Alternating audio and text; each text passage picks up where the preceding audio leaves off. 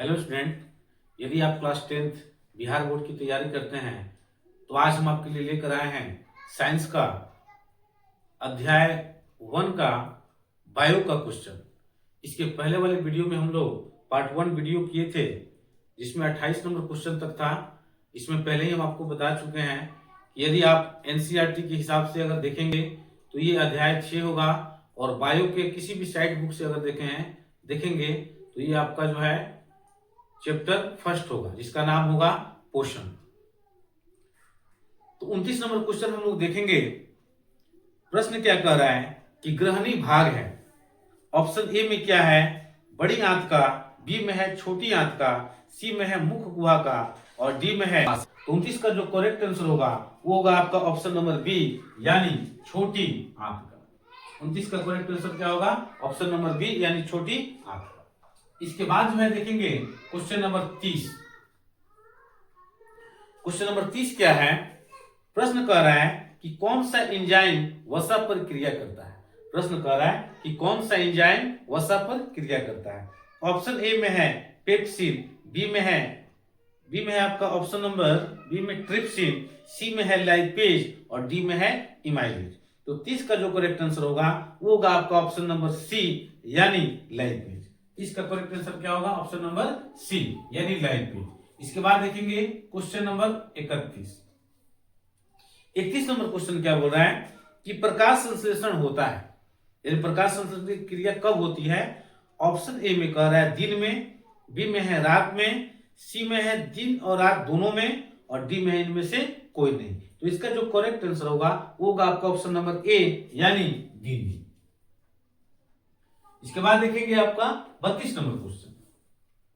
32 number question क्या कह रहा है, 32 नंबर प्रश्न है कि मृत जीव का उदाहरण क्या है। अब इसका ऑप्शन पहले देखेंगे, ए में है अमीबा, बी में है गोबर छत्ता और सी में है अड़हुल और डी में है अमरबेल। तो 32 नंबर का जो करेक्ट आंसर होगा वो होगा आपका ऑप्शन नंबर बी यानी गोबर छत्ता। 32 का जो करेक्ट आंसर होगा आपका होगा ऑप्शन नंबर बी यानी गोबर छत्ता। इसके बाद देखेंगे 33 नंबर क्वेश्चन। 33 नंबर क्वेश्चन क्या बोला है, 33 नंबर क्वेश्चन कह रहा है कि पौधों में प्रकाश संश्लेषण का स्थान है, यानी पौधों में प्रकाश संश्लेषण का क्या स्थान है।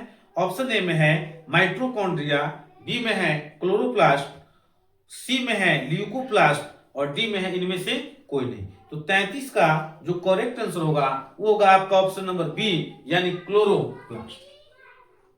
क्लोरोप्लास्ट। इसके बाद देखेंगे क्वेश्चन नंबर 34। 34 नंबर क्वेश्चन कह रहा है कि एक वयस्क मनुष्य के कितने दांत होते हैं। एक वयस्क मनुष्य के कितने दांत होते हैं। ऑप्शन ए में है 28, बी में है 30, सी में है 32 और डी में है 34। तो इसमें एक सेकेंड, क्वेश्चन थोड़ा सा मिस्टेक हो गया है, फिर से एक बार देखेंगे।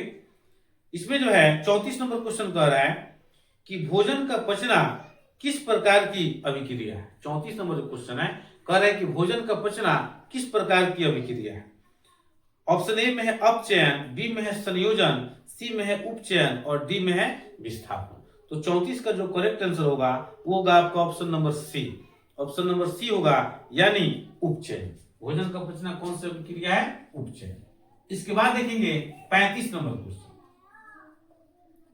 35 नंबर क्वेश्चन है कि एक वयस्क मनुष्य में कितने दांत होते हैं। ऑप्शन ए में है 28, बी में है 30, सी में है 32 और डी में है 34। तो 35 का जो करेक्ट आंसर होगा वो होगा आपका ऑप्शन नंबर सी यानी 32। इसके बाद देखेंगे 36 नंबर क्वेश्चन।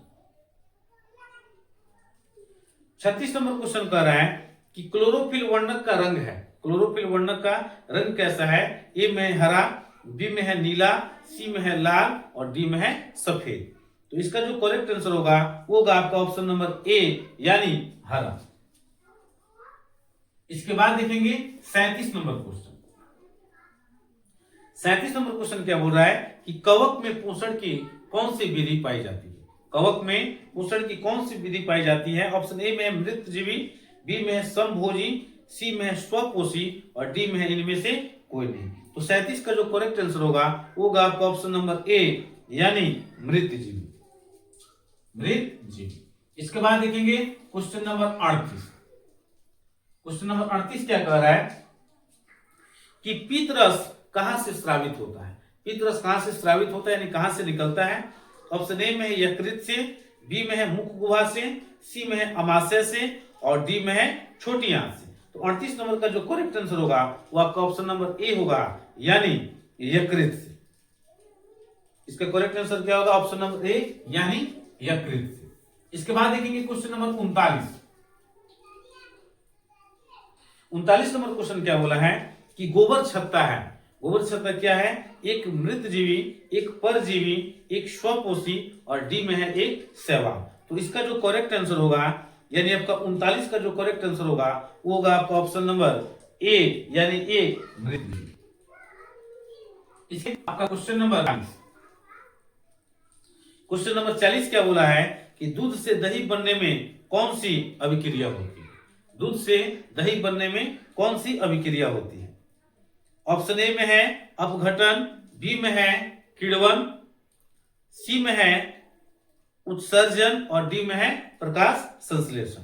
तो इसका जो करेक्ट आंसर होगा 40 का वो होगा आपका ऑप्शन नंबर बी, यानी किण्वन।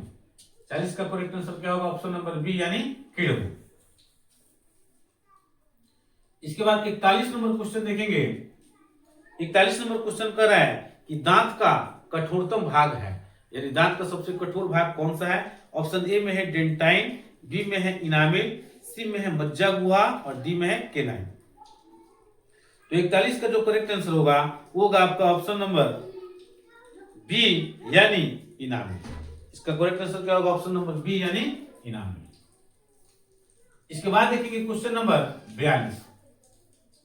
42 नंबर क्वेश्चन क्या कह रहा है कि निम्नलिखित में किससे रंध्र के छिद्र घिरे रहते हैं। ऑप्शन ए में है क्यूटिकल से, बी में है गार्ड कोशिका से, सी में है वात रंध्रों से और डी में है इनमें से कोई नहीं। इसका जो करेक्ट आंसर होगा, यानी 42 का वो होगा आपका ऑप्शन नंबर बी, यानी गार्ड कोशिका से। 42 का करेक्ट आंसर क्या होगा, ऑप्शन नंबर आपका बी। इसके बाद देखेंगे 43 नंबर क्वेश्चन। 43 नंबर क्वेश्चन क्या बोला है कि निम्न में किस रंग की प्रकाश किरण प्रकाश संश्लेषण के लिए सबसे ज्यादा प्रभावी है।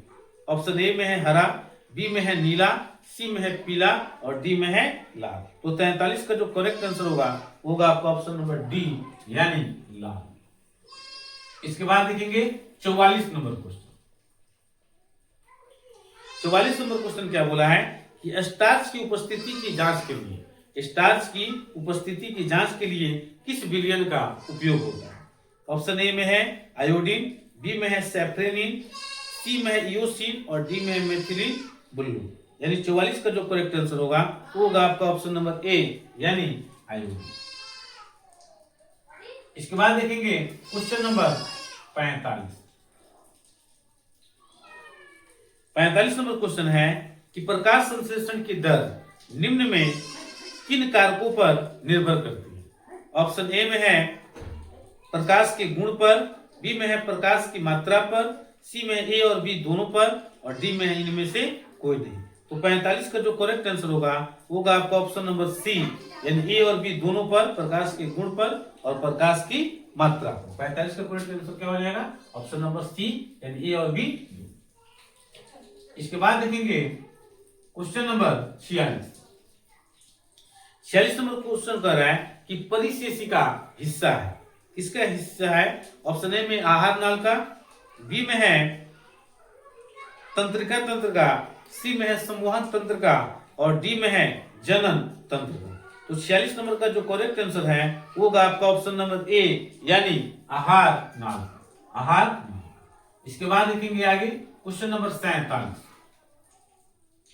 क्वेश्चन नंबर 47 नंबर क्वेश्चन क्या कह रहा है कि रंध्र मुख्यतः पाए जाते हैं, कहां पाए जाते हैं। ऑप्शन ए में है जड़ों पर, बी में है पत्तियों पर, सी में है तनों पर और डी में है इनमें से कोई नहीं। तो 47 का जो करेक्ट आंसर होगा होगा आपका ऑप्शन नंबर बी, यानी पत्तियों पर, यानी पत्तियों पर। अब इसके बाद है 48 नंबर क्वेश्चन। 48 नंबर क्वेश्चन क्या है क्वेश्चन कह रहा है कि प्रकाश संश्लेषण की प्रकाश अभिक्रिया होती है। कहाँ होती है? क्लोरोप्लास्ट के स्ट्रोमा में, क्लोरोप्लास्ट के ग्राना में, सी में है कोशिका द्रव्य में और डी में है माइटोकॉन्ड्रिया में। तो 48 का जो करेक्ट आंसर होगा वो होगा आपका ऑप्शन नंबर बी, यानी क्लोरोप्लास्ट के ग्राना में। इसका आंसर होगा ऑप्शन नंबर बी। इसके बाद देखेंगे क्वेश्चन नंबर 49। 49 नंबर क्वेश्चन कह रहा है कि परजीवी पौधा का एक उदाहरण है। कौन सा उदाहरण है? ऑप्शन ए में है गोबर छत्ता, बी में है ब्रायोफिलम, सी में है अमरबेल और डी में है चीड़। तो 49 का जो करेक्ट आंसर होगा वो होगा आपका ऑप्शन नंबर सी, यानी अमरबेल। अमरबेल। इसके बाद देखेंगे क्वेश्चन नंबर 50। 50 नंबर क्वेश्चन कर रहा है कि क्रमाकुंचन गति पाई जाती है। ऑप्शन ए में है कोलन में, बी में है ग्रास नली में, सी में है अग्नाशय में और डी में है छोटी आंत में। तो 50 का जो करेक्ट आंसर होगा वो होगा आपका ऑप्शन नंबर डी, यानी छोटी आंत में। 50 का करेक्ट आंसर क्या होगा? ऑप्शन नंबर डी, यानी छोटी आंत में।